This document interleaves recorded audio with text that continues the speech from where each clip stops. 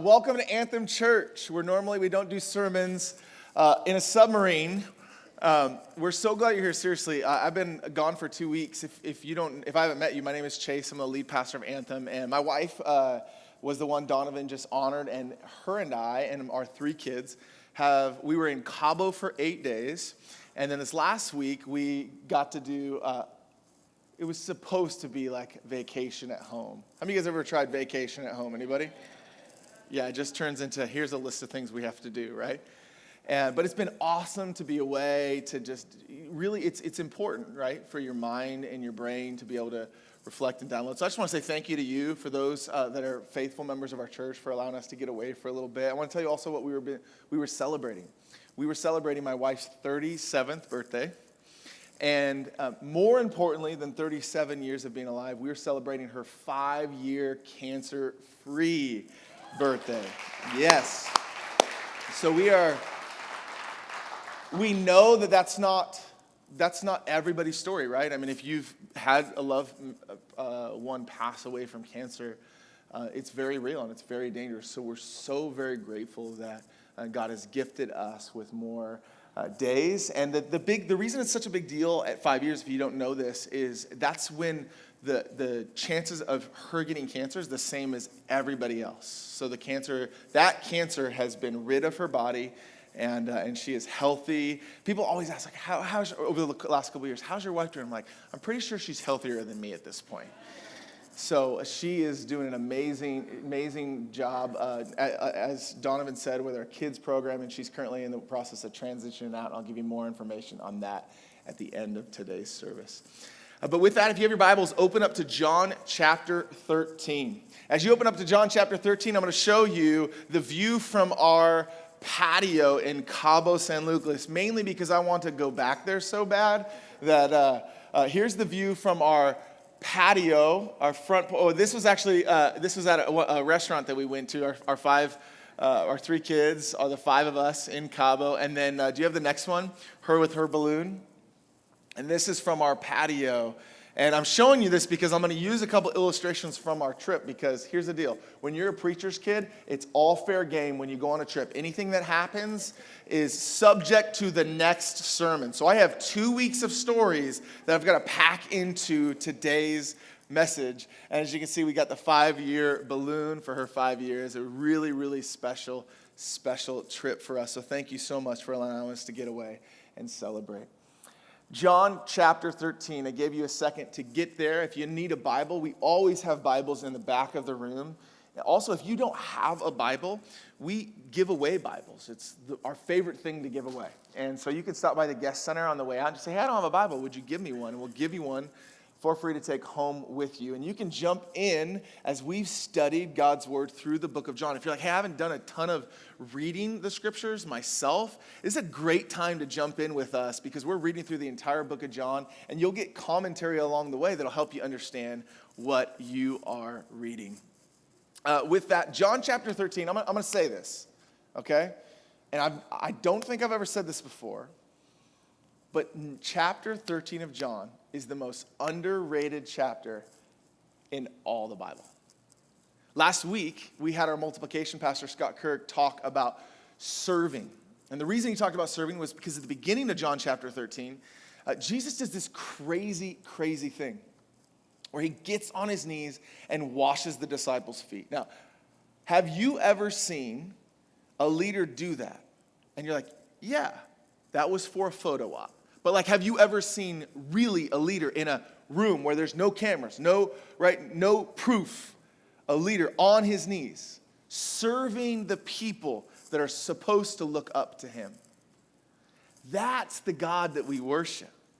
And that's what Scott talked about last week. You know, Scott, He not only serves as a multiplication pastor for us, if you were here last week, but he also works for an organization called DCPI, training church planters all over the world. And before we dive into the text today, I want to just take a moment and highlight one of his leaders from Ghana. Emmanuel, will you stand up right now? This is my friend Emmanuel. I just met him this morning. He's on the staff for DCPI, serving the Lord, helping to plant churches and train church planting leaders. And hey, we're so grateful for you're here. And we know the message that Scott gave last week about serving people is what you're doing in the country of Ghana. I got really, really close to your country. I was in the furthest southern part of Burkina Faso, and that's where my wife and I fell in love on a trip in Burkina Faso. So I got really close to your country, but not quite there. So next time, I'm going to Ghana, and we're going to hang out. God bless you, my friend. Thank you for being with us, Emmanuel. Yeah, absolutely. All right, John chapter 13, you ready? Here we go. We're diving into what happens right after Jesus washing the feet. And I'm going to connect this whole thing. So it's going to be Scott's message last week. It's going to be what we're reading this week. And then we're going to wrap it up and put a bow on chapter 13. And I think at the end of this chapter, you're going to be like, you're right. That's an underrated chapter of Scripture. You ready? Here we go. Verse 18 of chapter 13. Here's what it says. I am not referring to all of you. I know those I have chosen. But this is to fulfill the passage of Scripture. He who shared my bread has turned against me. Now, not only are we coming out of the section of Scripture where he washes the disciples' feet, but he's also kind of primed the pump on the prediction of one of his own betraying him. So it seems like we jumped in the middle of a conversation. We did. It's the conversation from last week. And it's this conversation with his boys, the guys that he has raised up over the last 3 years. These guys left their careers. They left everything they know to follow Jesus because there was something about him. And they got equipped over the last 3 years. And this is the final speech. Well, there's another one. But this is the final speech before he goes to the cross. And if you've been around church, you know this famous discourse of the upper room. It's where we get communion. It's where we get that idea of serving by washing the disciples' feet. If you've been at churches before, maybe you've taken part in some of those sacraments. And so it's a famous portion of Scripture. And now he gets to the awkward part where he predicts the betrayal of not one, but two of the people following. He starts in verse 18 with Judas. I am telling you, verse 19, before it happens, so that when it does happen, you will believe that I am who I am. Let me break down verse 19 for you. So here's what Jesus is saying. Listen, I'm predicting what's about to happen. Why else would Jesus need to predict that somebody's going to betray him? What would be the point of that? Well, what's about to happen is the guy they followed for 3 years is about to die.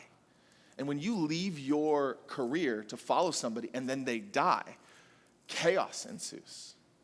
Because you have people having all kinds of doubts, questions, fears. Did we follow the wrong person? Was he not who he says he was? If he was God, then how did he die? All of the questions that naturally would come if you left your life to follow something and then something went terribly wrong. Kings aren't supposed to die. And when they do, guess what happens? A new king comes. And that's the fear. And so one of the things that Jesus is doing is he's planting these seeds to remind the disciples that when the chaos ensues, I want you to remember, I was not surprised. So yes, people will betray me. Yes, my own people will put me on the cross and they'll request a criminal to come free instead of me. Yes, yes, yes. But I want you to know, it's not a surprise to me. And it's just this reminder to us that we face trials all the time. And they stress us out. And they even cause us some conflict, if we're honest, in our relationship with God, don't they? He's not surprised by any of it. In fact, he's not even surprised by his own betrayal. He knew about it the whole time. Verse 20. Very truly, I tell you, whoever accepts anyone I send accepts me. And whoever accepts me accepts the one who sent me. He's unpacking what we call the Trinity, which is God the Father, God the Son, and what was promised in the next couple of chapters, the Holy Spirit. That those three persons make up God. And he's saying, listen, there's a unified front. And I want you to know that when people accept you, you're an extension of that unified front. I am one with the Father. And you now, disciples, are an extension of me.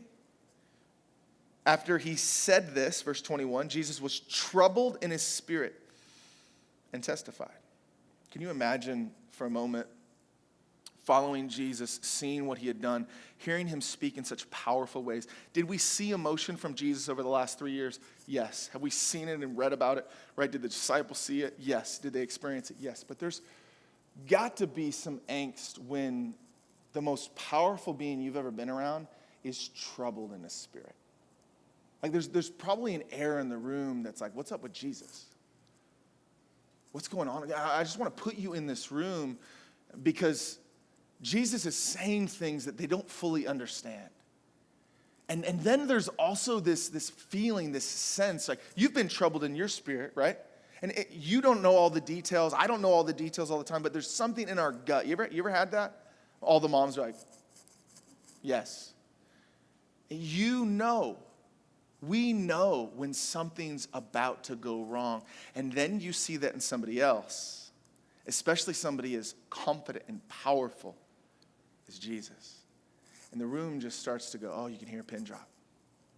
He washed the feet, he introduces communion, and then he starts to begin to speak about a betrayal. And then you see him troubled, and you're like, what is happening? That's the room we're in right now. Verse 22. Oh, I got to end verse 21. This is what Jesus says when he's troubled. Very truly, I tell you, one of you is going to betray me. His disciples stared at one another at a loss to know which one of them he meant. One of them, the disciples whom Jesus loved, was reclining next to him. Do you know who wrote that? John. So John is writing about the one whom Jesus loved. John. You pick up on that? So it'd be like you writing about yourself. It'd be like, my mom loved all of us, but I was the one that was the most special to her. Like, I'm sure you were. And I love this moment. I don't want to just pass over this because I think, hey, is it okay if I grab a handheld? Because this is crackling with me. I'm going to take this.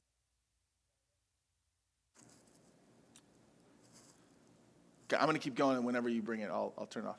So it's really important to know that these human moments, that the Bible is so honest. You ever heard that winners write history? You ever heard this? So whoever wins the war writes the history on the war. The Bible doesn't do it that way. The Bible's honest. The Bible's honest about its leaders. The Bible's honest about its people. And even in this moment, there's tremendous honesty, isn't there? That the Bible, that God has sovereignly allowed to be in the scriptures. That John would say that he's the one whom Jesus loved about himself. I love that. I don't want us to miss the human parts of the Bible. Because I think sometimes we get disconnected from the Holy Scriptures. And yes, they're holy, but they're also about real people and real places that go and experience real things. And this is one of those moments where we're just reminded this is a real guy. And I also love it because in our culture, there's such a false humility. And a false humility, right? You're not supposed to admit that you're good at something, which isn't humility, by the way. It's not thinking less of yourself. It's just thinking of yourself less. That's true humility. But we have, in our culture, humility is, I'm just like, yeah, I play basketball, but I'm not really that good. Like, hey, tell them how good I am, That's like this sense of humility in our culture. And here John's like, no, I'm the one he loves. I just love it because it breaks through our cultural false humility. Okay, we continue. I digress. That's not the point of the sermon. Here we go. Verse 24. Simon Peter motioned to his disciples and said, ask which one he means. I love this because if you study the scriptures, when there's a silent moment, you ever been in a group, and silence has it has a purpose. If you're ever in a group and silence happens, let me encourage you, let that silence go. Maybe not too long, but there's a purpose for some silence where we work through some things. That level of uncomfortability is good. We run away from those things. But Peter is the first, he's the guy in the small group that's like, I hate silence. Let me speak, right? Every time there's a moment of silence, Peter seems to be the one that speaks. Another moment. He becomes the leader of the church, by the way. And yet another moment where the scriptures are so honest about Peter. Here he is. He asked the question that all of us wanted to ask. He asked the question that all the disciples were thinking. Okay, listen, if one of us betrays you, which one is it? Just tell us, Jesus, very clearly. Here's the deal. John has alluded, the Gospel of John has alluded through Jesus' words, through this prediction, but it's been very vague. And now all of a sudden he's getting specific, and Peter's like, listen, enough with the roundabout ways, just tell us who it is. Well, he does, and they still miss it. Ready? Verse 25. Leaning back against Jesus, he asked, Lord, who is it? Jesus answered, it is the one, watch this is as clear as day, ready? It is the one to whom I will give this piece of bread after I had dipped it in the dish. Then, dipping the piece of bread, he gave it to Judas, the son of Simon Iscariot. As soon as Judas took the bread, Satan entered him. So Jesus told him, what you are about to do it quickly. But no one at the meal understood why Jesus said this to him. Listen, my wife and I will watch shows all the time. She gets the end of the movie halfway through it. Every time. She's like, oh, well, this one's going to end like this, and this person's going to come back. I'm like, no way. 30 minutes. I'm like, how'd you know? This one just came out. There's no way you knew the end of this. I feel like I would have get this one. If I'm at the table and he's like, hey, here's the deal. Bread, dip bread, hand it to the person that's bad, okay? When I hand it to that's the bad guy. Everybody else is good guys. That guy's the bad guy. Ready? Dip, bad guy. They're like, huh? Go do it quickly. And they're like, why did he say that to Judas? Don't you love that the number one draft picks for the church, they missed the most obvious thing. Jesus is like, I'm going to tell you right now. No more vague, no more roundabout ways. I'm going to tell you exactly who's going to betray me. Which one is it, Jesus? I just handed the bread to the guy. And then watch this. It's so interesting. It's so interesting. He says, go and do this quickly. I want you to see this because other times in Scripture leading up to this moment, remember, 11 chapters are about the 3 years of ministry, and then the next 12 chapters are about the last week of Jesus' life. Okay, and so over the last 3 years, there's been multiple moments where Jesus will do a miracle and they want to kill him. And you know what he does? He avoids the town where all the chaos is. Why? Because it's not time yet. It's not time yet. It's not time yet. And then what does he say to Judas in this moment? Go and do it what? Guess what? Even Jesus' own crucifixion was on his time. The sovereign God of the universe operates on his time, every time. That's what this is about. Go and do it quickly. It is time. Verse 29. Since Judas, much different, Jesus and Judas are different. Since Judas had charge of the money, some thought Jesus was telling him to buy what was needed for the festival or to give something to the poor. This is how disconnected they are from the whole thing Jesus just did. They're like, oh, you know what? Judas is the treasurer, and Jesus surely is trying to make some plans for the festival. And if he's not making plans for the festival, he's just talking about charity. Because that's what Jesus talks about, right? No, he's talking about a betrayal. He made it very, very clear, and they totally missed it. Then Judas leaves, ready? As soon as Judas had taken the bread, he went out, and it was night. And what will go on from here is that Judas will go sell Jesus for next to nothing. He'll leave his career, follow Jesus for 3 years. He'll experience miracles, and he'll hear a message of truth and redemption, and he'll experience this like in the flesh, and then exchange Jesus for a little bit of money. And Jesus knew about it the whole time. But it doesn't end there. Judas is the popular betrayal. But John chapter 13 predicts another one. Verse 31. And now we're in the room, and now Jesus has got his boys, right? The snake in the grass is gone. He's about to do what he's going to do. And now he's really with his boys. There's 11 left. Which is, hey, if you're a small group leader and you have one leave, so did Jesus. He was the greatest small group leader to ever live. So just know, you're probably still a great small group leader even if somebody leaves your group, because Jesus had somebody leave his group too. Now he's got 11 in the room. These are my boys. I invested in them. They're going to carry on what we now call the church. Ready? Here it is. Nope. Another prediction. Here we go. When he was gone, Jesus said, now the Son of Man is glorified, and God is glorified in him. If God is glorified in him, God will glorify the Son in himself, and will glorify him at once. Really interesting. Serves, predicts, Judas leaves, theology. What's the theology? The only one worthy of glory is God. Tucked into two predictions about two separate betrayals is who gets the glory. God. You know why? Because we need that reminder about every 4 verses. He gets the glory. Verse 32. 3. My children, I will be with you only a little longer. I love this part. You will look for me, and just as I told the Jews, so I tell you, where I am going, you cannot come. And then he says this. Verse 34 and 35 is one of the most beautiful commands, and it's so significant to the faith in 2022 right now. A new command I give you. Love one another as I have loved you. So you must.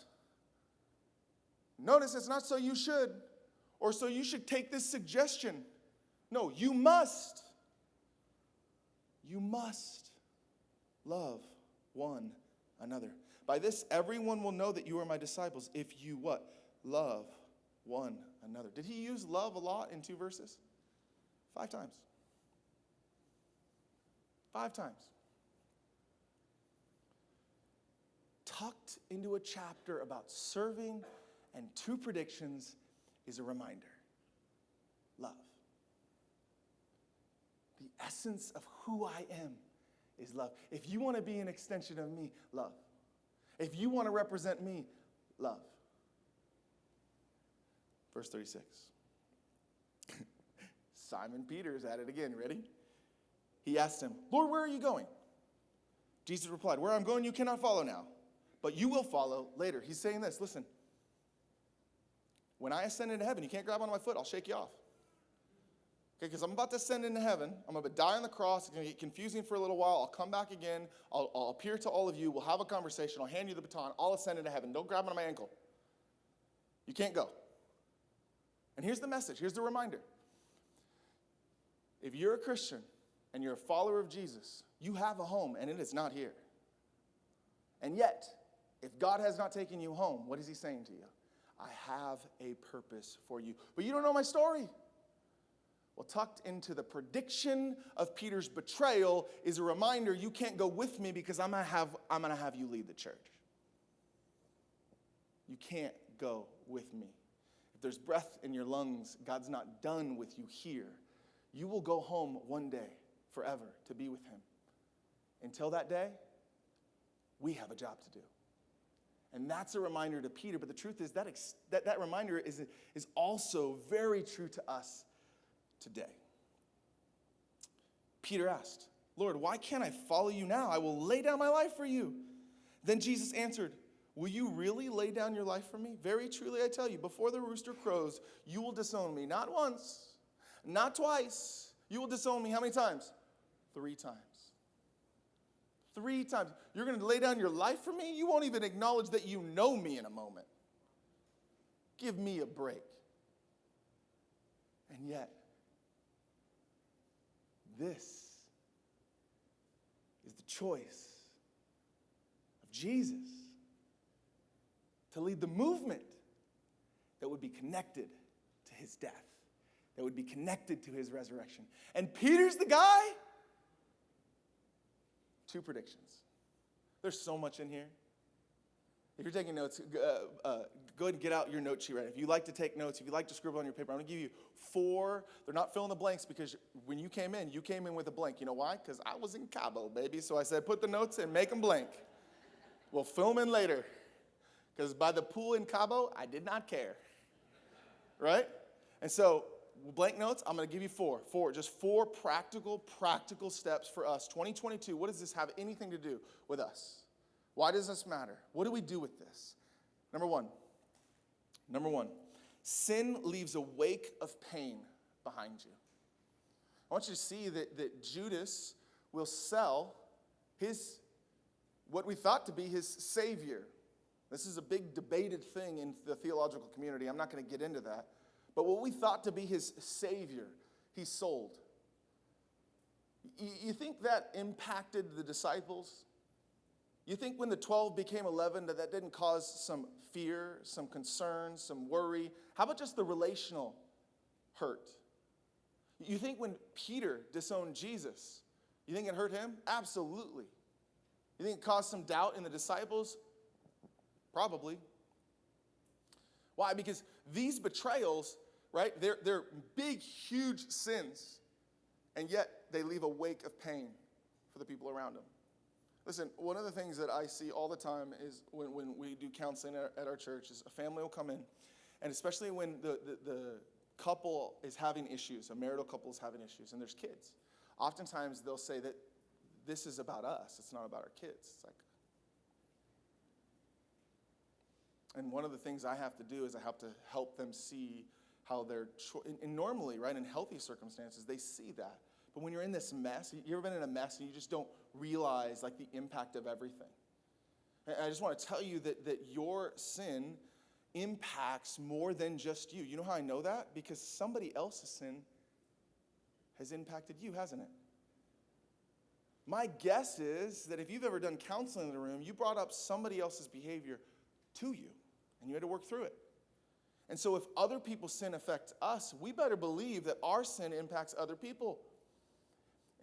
The beach picture, you could see that the water was, 150 yards from our patio? And the shore break, we were on the Pacific side, and so the shore break was huge. The day we got there was like 6 feet, right on the shore. And it was dangerous, black flags everywhere. And so the first couple of days, I'm sitting on one of the chairs out on the patio, and I could see our kids like slowly getting further and further. I'm kind of giggling. Lauren's like, "Go get them." I'm like, "Oh, sorry. Yeah, no, that's okay. I got to go get them." And then as the week went on, Lauren started to settle in, and at one point I'm like, "Let's just see what they do." And they're slowly getting closer and closer to the water. And before they can even get within 20 yards of the water, a hotel staff on an ATV comes up. And I can just see him doing this. I have no clue what he's saying. Probably something that they don't understand. And eventually they come running up, big smile on their face, like, "We got in trouble," right? And here's the deal. The staff has put somebody on the beach to warn them of the danger of the waves that go all along the coastline. And I was thinking on this trip, I'm like, I wonder if I caught that guy off duty if he's got a story or two. Don't you think he has a story or two? Of a wedding?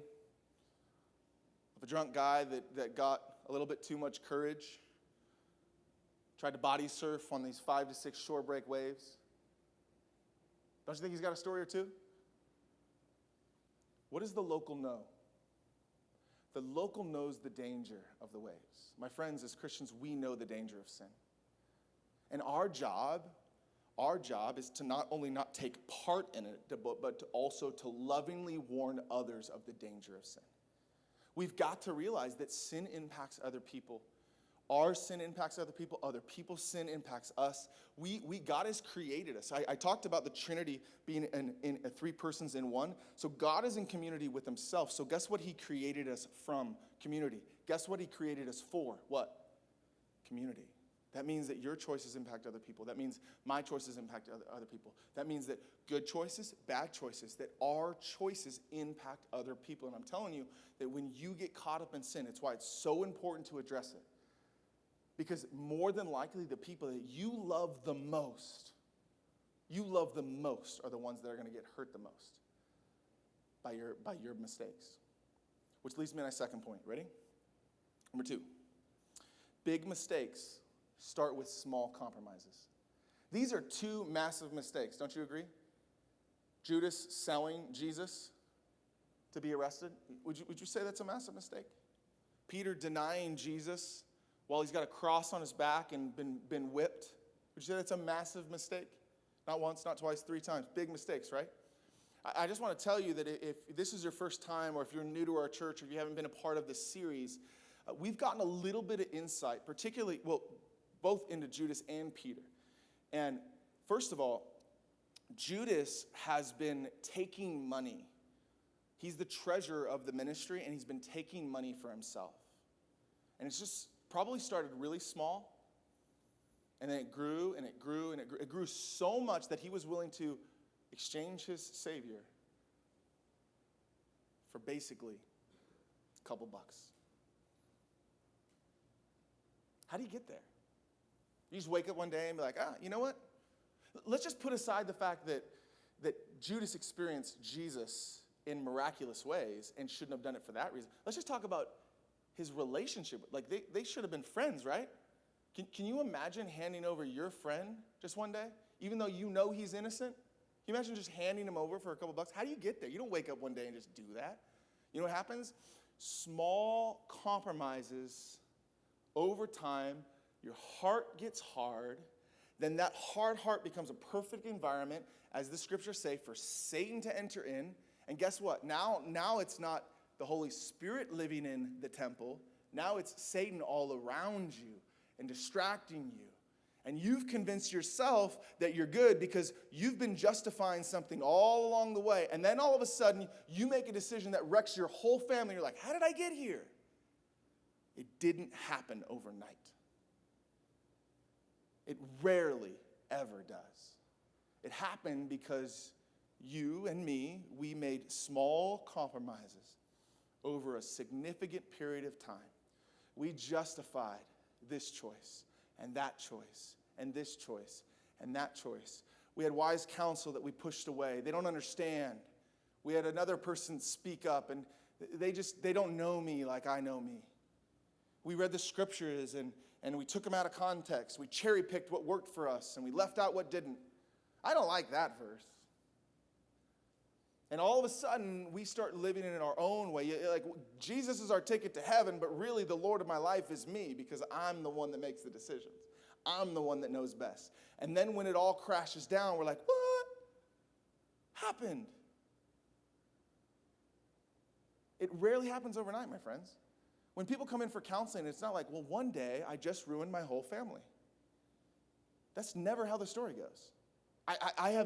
Maybe there will be one. I don't know. I think you can make catastrophic mistakes in a moment, but I think they're rare. I think most of them are tied to years, decades of poor decision making, of small compromises. That's why it's so unbelievably important to deal with the sin in your life, big and small, because that small one's becoming a medium-sized one, and that medium-sized one's going to become a big one, and that big one will become something that absolutely destroys the people around you. Big mistakes start with small compromises.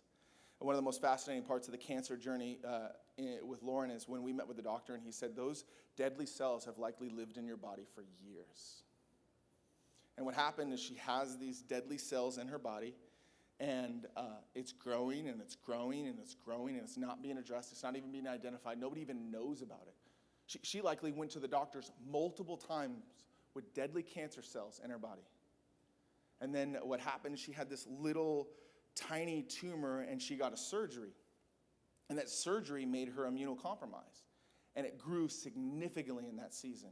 That's exactly how it happens, my friends. That is the story of sin in your life. Small compromises. Small compromises. And then you go through a season where you're a little bit more emotionally distressed. You're a little bit more on edge. You have a lot more on your plate. And all of a sudden, you have fostered an environment of sin in your life.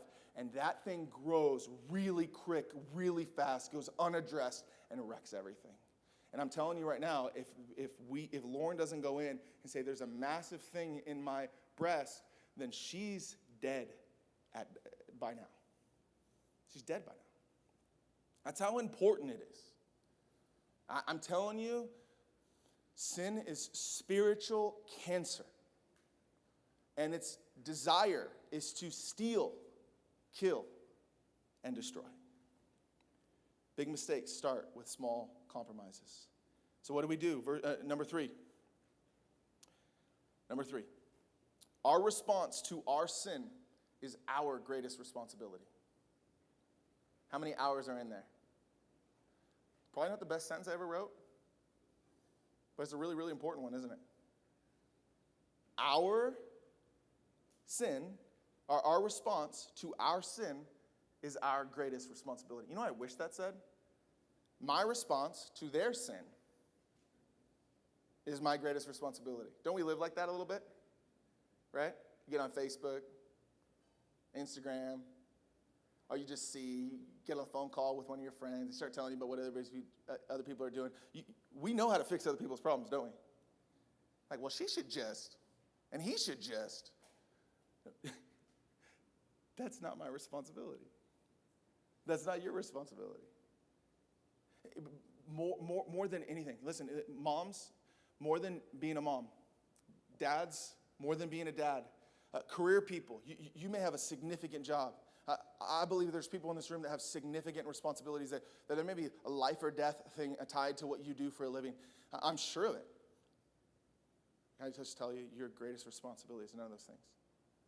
Your greatest responsibility is how you respond to your own sin. Let me prove it. This chapter has 2 betrayals, doesn't it? What's the difference?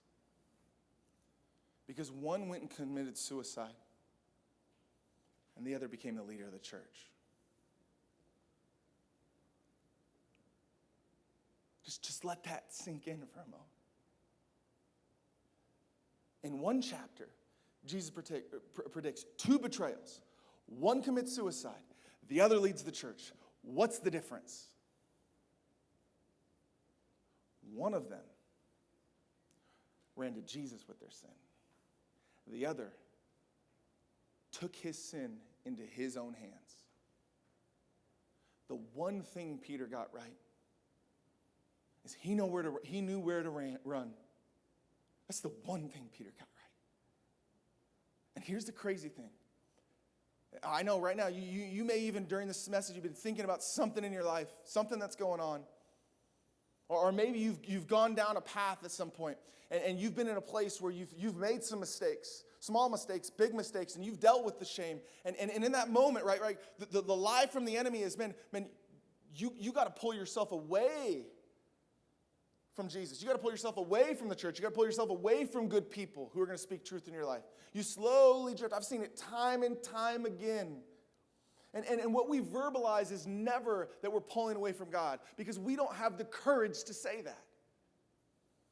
But what's actually happening is we feel shame, much like Judas felt shame, and we run away.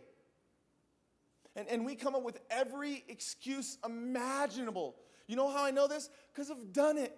To justify not only our decisions, but also to justify the fact that we're pulling away from somebody that would actually tell us the truth. And I'm just saying that that's the greatest work of the enemy, is to convince you that you're not worthy of God when you make a mistake. And I'm just telling you that Jesus is the only one who knows how to deal with your mess. He's the only one that's going to look you in the eyes and say, I love you, but I'm not letting you stay like that. I'm not letting you live like that. But I love you, and don't get it twisted. I will always love you. He's the only one. Nobody else does it like Jesus. And if you and I are going to run away from that, we're going to lose ourselves in the midst of it. Or we can have the courage to acknowledge that we've made some mistakes. We could own those mistakes. We could bring those mistakes into light. And those become the backdrop for our leadership journey. Those become the backdrop for following Jesus. Those become part of the testimony that God uses to reach people who are far from him, who reach people who are dealing with shame, who reach people who are dealing with sin. Listen, that choice is ours. And I'm just telling you, your greatest responsibility is how you respond to your own sin. My greatest responsibility is not leading Anthem Church. It's not even leading my family. My greatest responsibility is how I respond to my own sin. It could be the difference between suicide and leadership. Number 4. The kingdom of God has a posture. The kingdom of God has a posture. Paul will write this about Jesus' approach to life. He said, in your relationship with one another, have the same mindset as Christ Jesus, who being in the very nature God, did not consider equality with God something to be used to his own advantage. Rather, he made himself, say it with me, he made himself what? Nothing.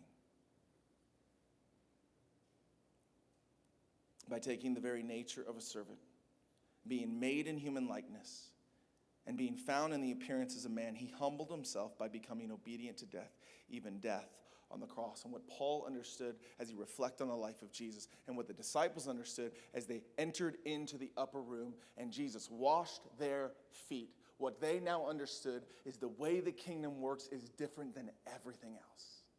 It's upside down, it's backwards, and serving people from your knees is how it works. And you know what happens when you're on your knees? You're put in a very, very vulnerable position. You can get kicked, slapped. You have no leverage. Absolutely no leverage. And he willingly, despite all his power, despite all his greatness, got on his knees and said, this is what it looks like to serve in my kingdom. And what happens is so often we'll do that for a season, but then we experience betrayal and we experience hurt. And that we're like, God, where are you? God, where are you? And he's like, what are you talking about? I'm right there. That happened to me. I'm right there. I'm with you. I am for you. My friends, serving in order to get praise, I can tell you as somebody that's done it, that's a little bit dangerous, isn't it? When we serve in order for somebody else to give us a compliment. Isn't that dangerous? And yet serving, maybe you got to the place where you've served and you didn't do it for the praise. Well, my friends, that's honorable. But serving, knowing that when you serve, you will be betrayed. You know what that is? That's divine. That's how you look like Jesus. That's how I look like Jesus. That's how we become more like Jesus. And let me tell you this, that's how you experience the fullness of Jesus. By saying, I'm taking up the kingdom posture. I'm going to my knees, and I will serve the Lord well. And I can just tell you that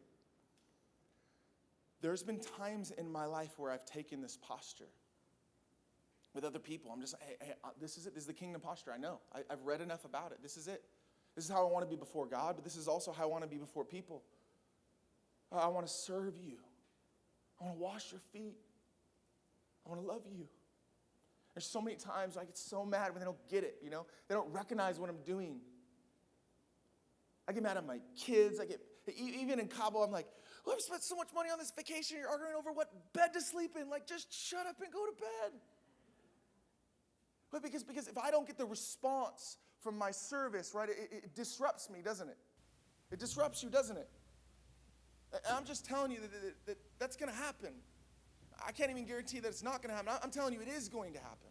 When you serve in this posture, you are at the most vulnerable place. Right here is a vulnerable place to be. And yet, tucked into this scripture where he says, serve, betrayal is one of the most powerful scriptures. A new command I give you. Love one another as I have loved you.